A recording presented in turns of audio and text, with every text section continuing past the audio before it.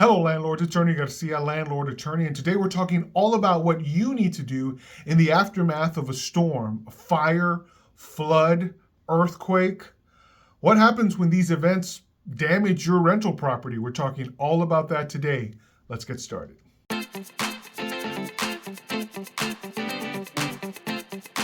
So right now, those of us in the Houston area are dealing with the aftermath of a hurricane. Hurricane Beryl came through on July 8th, 2024. And while most of us expected very little from it, it actually did a tremendous amount of damage in the area. Much of that damage happened to single-family homes. And so it's important for us to understand what rights of tenants are and the obligations of landlords are in a situation where a storm or any other casualty event, a fire, a flood, some other act of God that comes in and alters the property. What are the responsibilities of the parties who are involved? Where are the liabilities? What are the things that I would recommend you do so that you can avoid litigation or having to pay out money for things that you just don't owe? Let's talk first about damage to the perimeter of the property, specifically damage to fences. Driving around town, you can see that numerous fences are down. The wind knocked these things down, and property owners have to replace lots of fencing. I know I personally lost my fence, and so many of you who have rental property in the Houston area right now or are in the process of dealing in the aftermath of whatever storm you're having to deal with have to consider the cost of the fence replacement, but a couple of other things come to mind as well. One of them, for example, is whether or not you live in a deed-restricted neighborhood. Does your homeowners association require that you get pre-approval, or is there a preset requirement for the way that your fence must look and the material that you are required to use? These are important considerations because you don't want to have to pay for a repair twice. Next, let's think about what the tenant is thinking of and how the lack of a fence might negatively impact the tenant. For example, if you have a tenant with either small children or with pets who are no longer in a safely enclosed area, you might have a situation where your tenant is strongly asking for the fence to come back up. But there are numerous things to consider at a time like this. For example, the lack of labor, the lack of supplies, the longer wait times for these kinds of repairs. So make sure that you keep your tenant properly updated as to the progress of any repairs that you otherwise have planned out. The fact that it takes a little longer doesn't mean the tenant suddenly has additional rights. In fact, the property code generally talks about the necessity to stretch time limits out and that the reasonableness kicks in when we're dealing with just how quickly a landlord has to act. The key term, as is always, is a matter of diligence. How diligently have you addressed these matters? Make sure that if your tenant has asked for some kind of assistance, that you've at the very least responded to them. Don't just leave them on hold because you don't have answers. Respond to your tenant in writing, preferably, so that if ever this does lead to litigation, you can explain to a court that you did act with diligence, not just in your repair remedies, but also in your communication with your tenant. These are important factors that you're going to want to have in your toolbox right from the start. Now, along with downed fences, there are numerous trees that have either snapped large branches or come down completely, and trees have caused damage all over the Houston area after this hurricane. What are your obligations when it comes to falling trees? So let's talk about a couple of things. First, was the tree itself already dead? If the tree was already dead and subject to collapse and you were made aware of it, or if its condition was open and obvious to you, you may have liability if your tree damaged personal property. However, if it was a healthy tree and the storm, as strong as it was, came and broke branches or knocked the entire tree down, and that act caused harm to another party, in that case, you probably don't have liability. Certainly, if it damaged your own property, you have things to take care of because you want to remedy your own property quickly. But where other people are making claims to damage that they've experienced from a fallen tree, it's important to understand the difference. A purely healthy tree leaves no liability on the owner. Even if it's a 100% in your property tree that ends up crossing a property line, you are not liable for that cross because you didn't cause that tree to fall. But there is a difference when a tree was dead and you knew about it because someone had previously complained about it, or because it is openly obvious that that tree is dead. Maybe it was already leaning, maybe parts of it had broken off before. If you did nothing about it, in this situation, a dead tree could end up causing some liability on your part. A healthy tree would not. I hope you found this content helpful. If so, give us a like. If you're not yet a subscriber, please consider subscribing. Any questions or comments, leave those below. I take a look at those myself. Now, some of the damage on rental property has to do with the roof. Many roofs are presently covered in blue tarp all over the city of Houston after the hurricane passed through. And what are your obligations when it comes to the repair of a roof? Remember, diligence is key. So what are the landlord's obligations when it comes to a damaged roof? Well, this is going to split in a couple of ways. We're going to talk about habitability a little later in the video, but I do want to talk about a roof that is only partially damaged that does in no way affect the habitability of the home. If the roof needs repair and the tenants can still live inside the home relatively the same, then it's up to you to, again, always act with diligence. If you have to file an insurance claim in order to get that repair done, you're acting with diligence and you're getting things started as soon as you possibly can. You're going to want to keep your tenant informed, not of everything, but definitely of the fact that you are on it and that you will get things done as quickly as possible, understanding that there are numerous people all around Harris County presently seeking roof repair. That's on top of all the other people who already had roof repair slated to be done for a non-hurricane reason. Naturally, the timetable is going to be longer. There are going to be people who are inconvenienced, and that the regular time for roof repair is going to be elongated drastically during this time frame. But if you have acted with diligence right from the start, that cannot be used against you. Now, what happens if you are not insured? Well, if it turns out that you don't have an insurance claim to make, then it's on you to repair that roof, because undoubtedly a missing roof or a severely damaged roof, even a partially damaged roof, can constitute a defect on the premises that can materially affect the health or safety of an ordinary tenant. In Texas, that requires not just diligence, it requires remedy. So it's not enough that you're acting quickly. You have to address the matter in a way that removes the defect, because that defect could potentially lead to material harm to your tenant. If you are not slowed down by an insurance claim, having to get an adjuster there, having to wait for payment, having to line up a contractor, you can go straight to the repair. And hopefully, if you lack the insurance, you are able to begin that repair. If you are not, things could get pretty hairy between you and your tenant, because this is a necessary repair. Now, the problem with roof damage is water intrusion.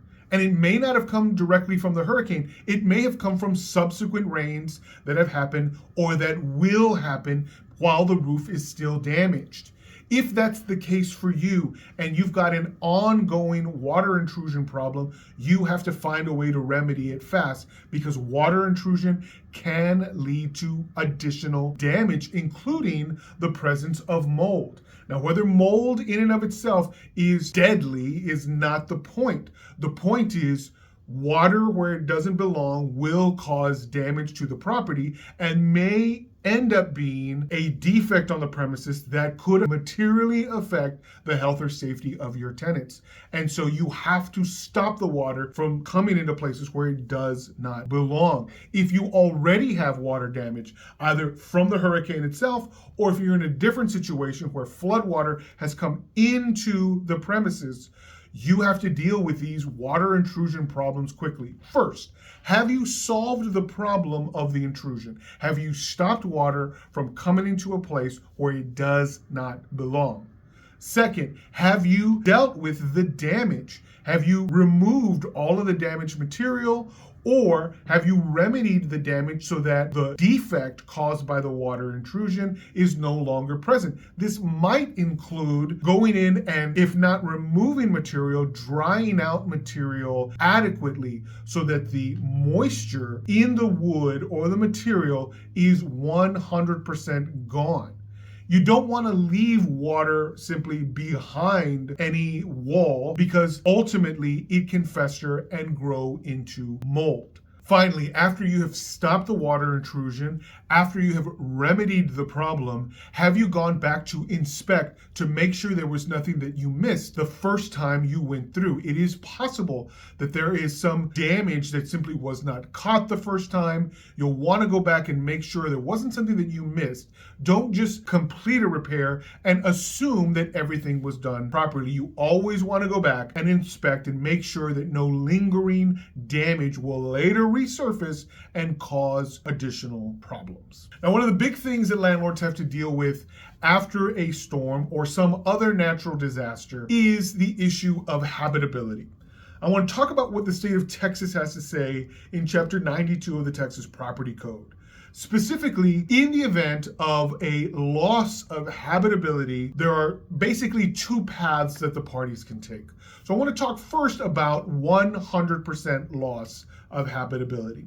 And essentially, if a home is either completely uninhabitable or relatively close to absolute uninhabitability, for all intents and purposes, you just can't live there, then either party, landlord or tenant, can simply call things quits. You're not required to quickly fix the problem and take something that is 100% uninhabitable and make it habitable in time for your tenant to continue living there. In fact, you, the landlord, have the right to simply give a written notice to the tenant and say, I am very sorry that this happened. Natural disaster has given me the opportunity to simply terminate the lease. So let's talk about what that looks like.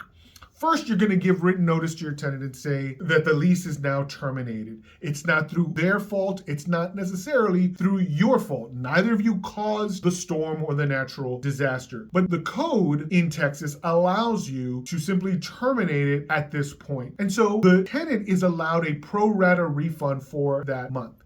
And so let's say that the tenant gets all of their things out by July 20th.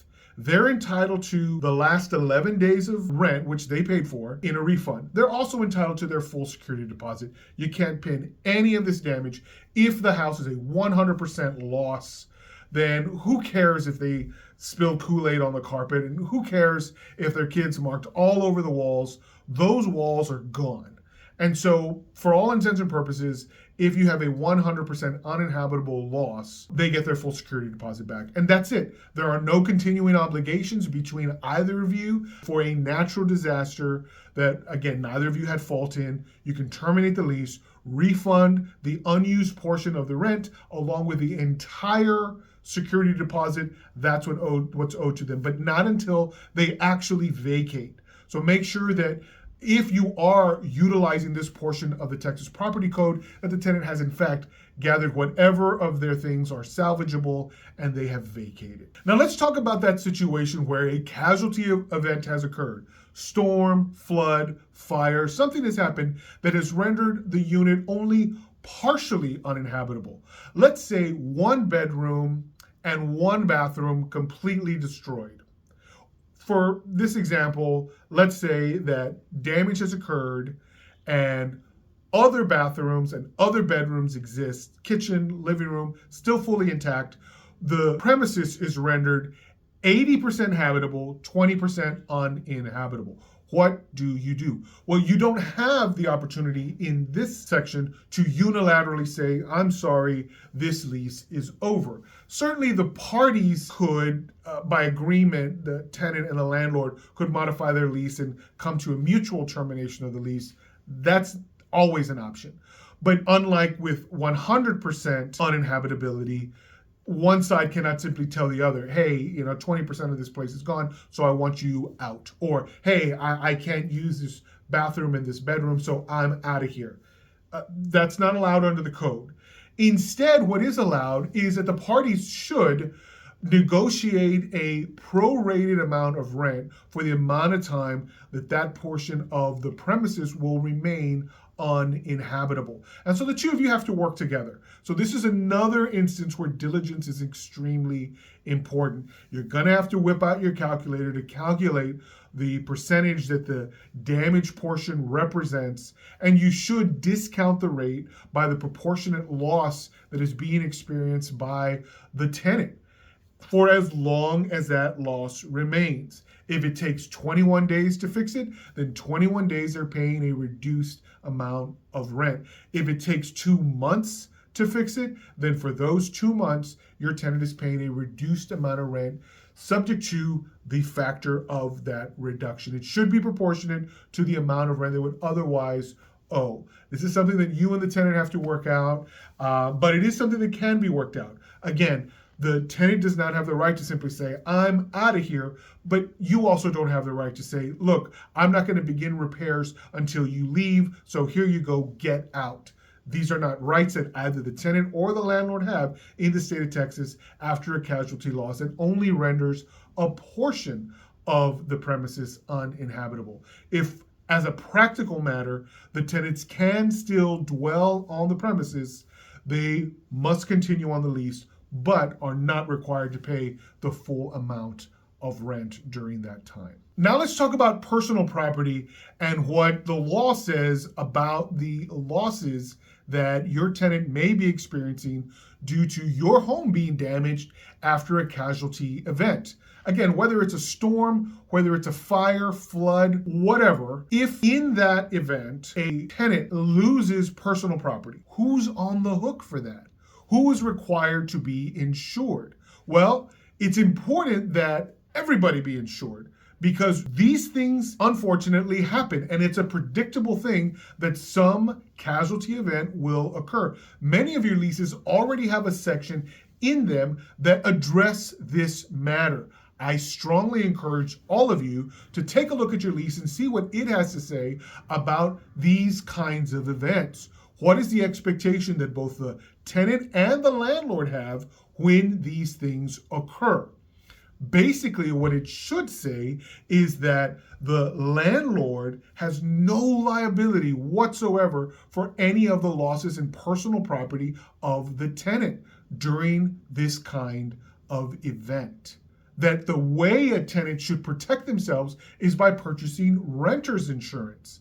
The renter's insurance policy will protect the tenant from any kind of loss that might occur from storm damage, flood damage, fire, and other things that can be covered in a renter's insurance policy.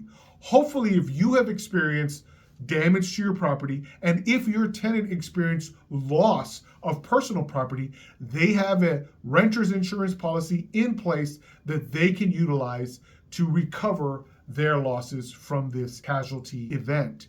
If neither you nor they are insured, it should not be on you personally then to cover any of these losses. The fact that you don't have insurance does not suddenly create liability on you if a tenant also lacks their own insurance policy.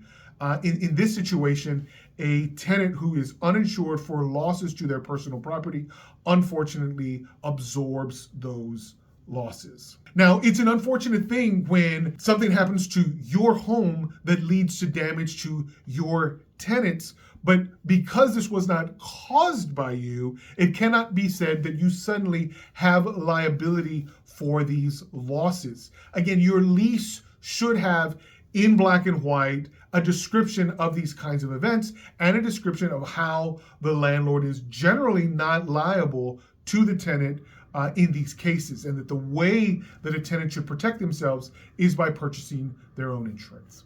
Landlords, I know that these situations can be extremely complicated. That's why it's important for you to have someone in your corner who knows how the law operates and who knows how to respond when your tenants come to you in a panic. Yes, I get it. Everybody's walking around, everybody's upset, everybody is a little frazzled after what happened. Whether you are the landlord or the tenant, you're going to be in a difficult situation for a number of weeks, if not months. How do you deal with these things in an appropriate way? How do you continue to act with diligence? If you are unsure about any of those things, it's important for you to have somebody who does know. I encourage you to reach out to us, especially those of you who are landlords in the Texas area. I'll be happy to advise you in any way to help get you through this process. You may find yourself with a tenant who has filed a lawsuit or is filing claims against you or has threatened you in some way. You're probably going to want to get some advice. I'll tell you a common thing that happens is the tenant saying, well, I had to leave the unit and get a hotel. And during that time, I spent X amount of money on my hotel stay. You, landlord, now owe me compensation. But that's just not true. Remember that the storm itself did not create liability for you. The overnight stay in a hotel might be something that's covered in the renter's insurance policy, but it's not generally something that you're going to have to fit the bill for. Many of you have already paid out money to tenants because they're telling you that you owe them for their losses. Remember, your lease probably already addresses really how this operation is to be carried out. If you're unsure, or if you're getting these panic phone calls or threatening emails, or if you have someone who's got an attorney to send you a demand letter, reach out to somebody who can respond adequately, who can answer your questions and let you know where the law divides this issue. In some senses, you might have liability, but for the most part, you probably do not. It's important for you to know where that line exists. I hope that you have enjoyed today's content. I know that there's tons of videos on this channel that are helpful for you. YouTube seems to think that this video right here is the next best thing for you to watch. Catch it along with all the other content here. And until next time, landlords, happy leasing.